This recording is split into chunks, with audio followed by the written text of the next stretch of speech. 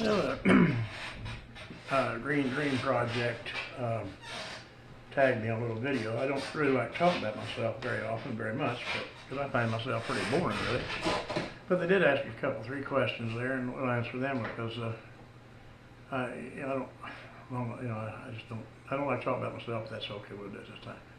They asked about military service, and I was in the Army. I got drafted in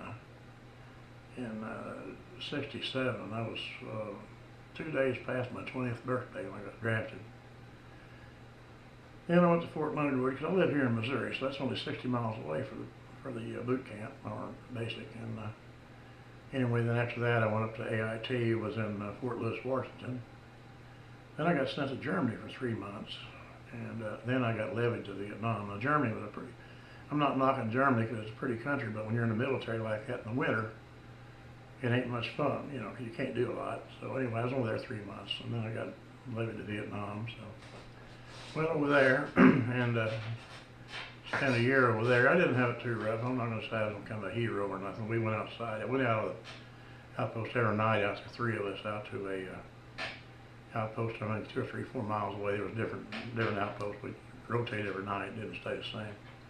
Different crews would go out and everything. And sometimes we had the Army's out there with us, and they were more of a pain than anything else. They were sleeping all the time. They're supposed to be, helping protect. I know one time I was out there I needed to get me some cigarettes, and I went to my three-quarter truck, pickup truck out there to get my pack of cigarettes, and I opened the door, and there was one of them South Vietnamese soldiers rolled out of there. Boy, that scared the heck out of both of us, I guess, so.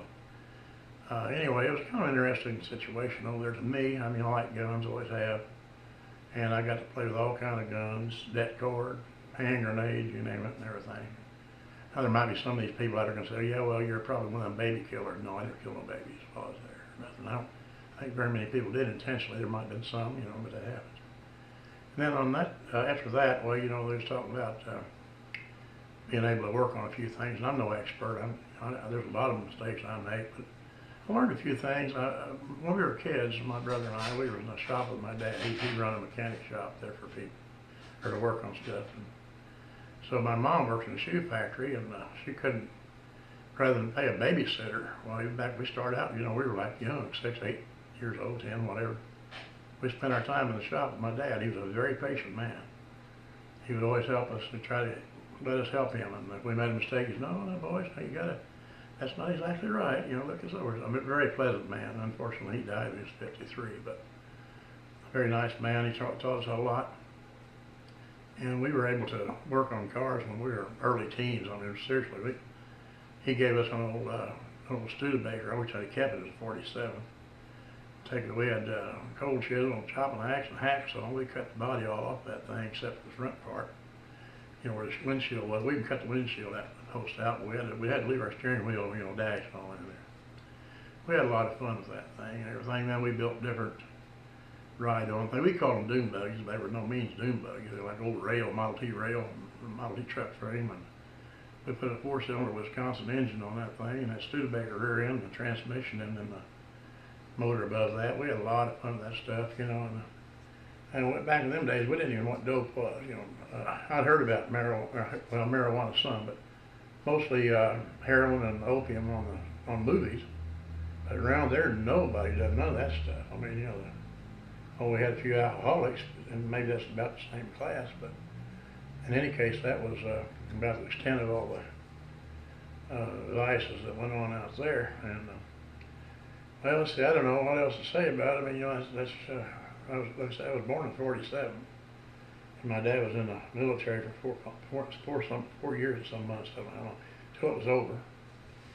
I guess we were, back in them days, what they were called baby boomers, because I guess the guys come back from war, been a long dry spell, so there's a lot of babies born during that period of time. And I will say, looking back, I really enjoyed my childhood. I went one time, I had to get some nerve pills one time.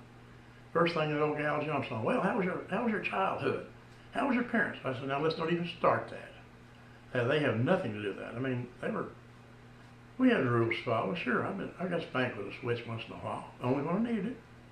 But I loved them parents, and they loved me, and that's the way that was. So any of these new highfalutin people want to blame the parents for everything the kids do. Well, there's some that deserve to be blamed. Now, I'm not getting off on that kind of, as some of the people say, tangent, because that's not quite what we're talking about here.